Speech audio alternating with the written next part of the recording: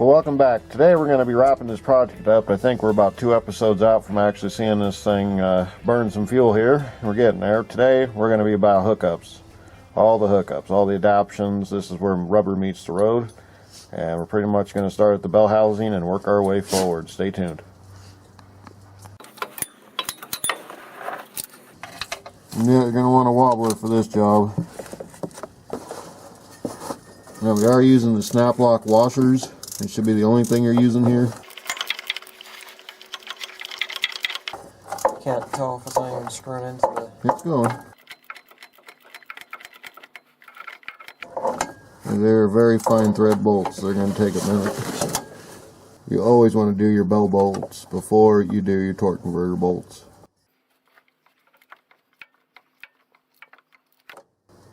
Alright.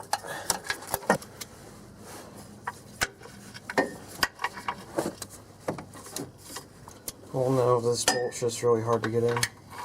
Yeah, wobbler will make it a little bit easier though. Well, that was the first bolt I put in, so I'd imagine there's probably not going to be too much turn on it.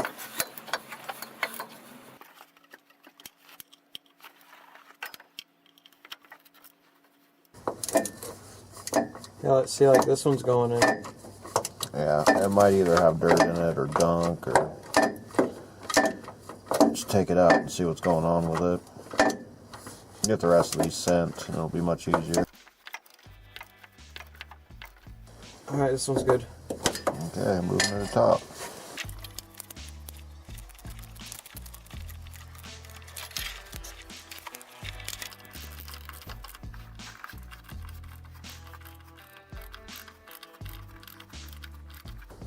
How tight do these need to be? They should be 80 foot-pounds. Holy crap. Yeah. Probably need a torque wrench for that.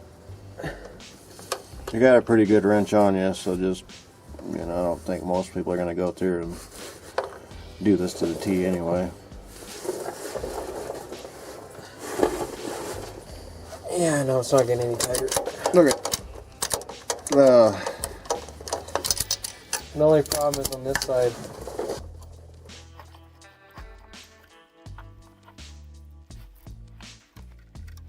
This is the side that had no bolt on it. Probably just fell out. Now I'm just bending the metal in. Alright, well that's probably good enough. Alright, I'm going to put the starter up. Yep. This is the fun part, everything just bolts back up. It's like a big Lego. One thing I am going to need is the bolts. Thought I did, they were over here. Oh, they're there.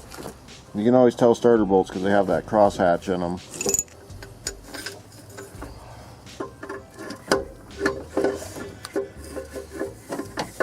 Yeah, that thing probably weighs at least 65 pounds.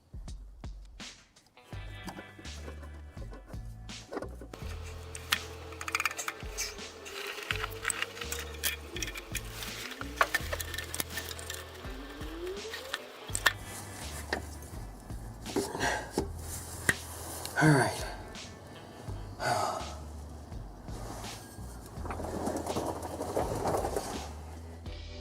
Due to the tight recording, we weren't able to record the oil pressure, but there's 2 types that GM used back in the day. This one was considered a mechanical gauge, basically drew oil pressure, and I'll show you the line now, into the cab, and the gauge is actually mechanical. Now you'll have some that will have the electric style, and I'll show you a picture of that now. Okay, this is a 78 GMC, but this one has electric. And the one thing I can't tell you if this was factory or converted. I suppose a little bit more investigation I could find out. Unfortunately, it's not in the RPO codes. Alright, let's continue our rebuild of our 76. That's the two types that GM uses. We're going to continue on. Now we're going to do the timing segment of this motor. You want to get this valve cover off. The reason why we didn't seal them in the prep engine because we knew we'd have to take them off again and do the final time. So that's what we're going to do now.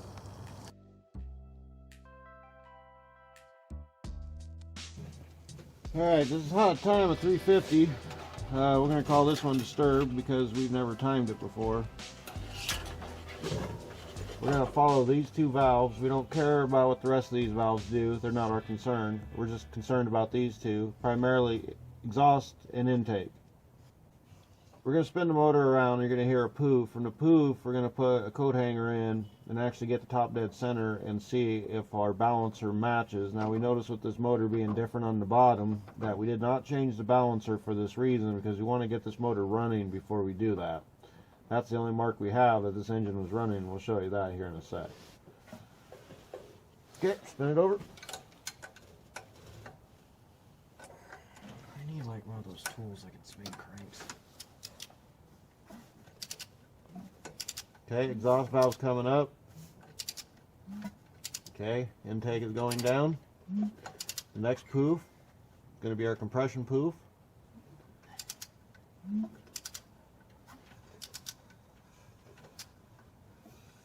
Okay.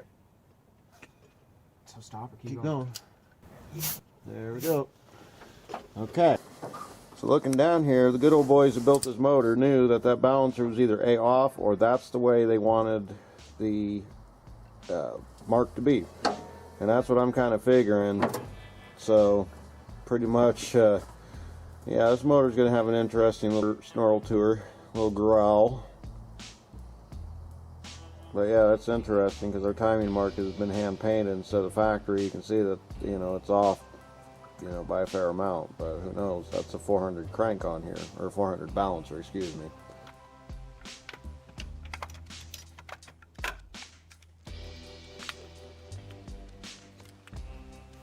Gotta be right where. Let's see, that doesn't look right. It's still a halfway out, that's why. I've got to hold it for it to drop down, and once you go around again, then we'll know. There we go.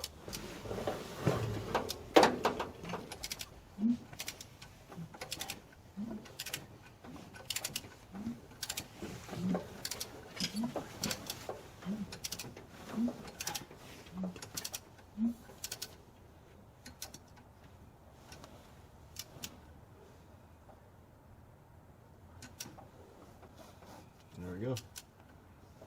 She's a firing. I'm happy with that. Alright, motor's time.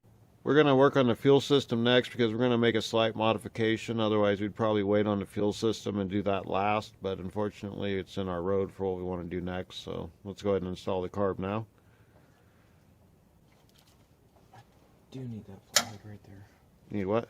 I gotta take off the thermostat. But I need the flathead when I'm holding this car. Just wish it wasn't so dang cold. That's not too bad. It's 30. These lights will keep you warm.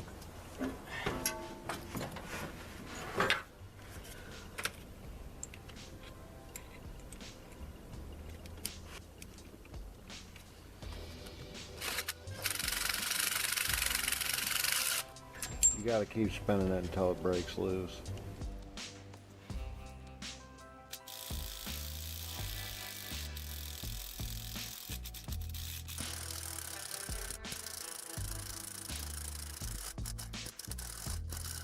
There you go.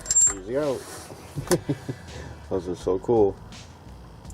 We gotta suck all those shavings out. Nope, don't. Right down the exhaust, dude. As you take it off, just have it go.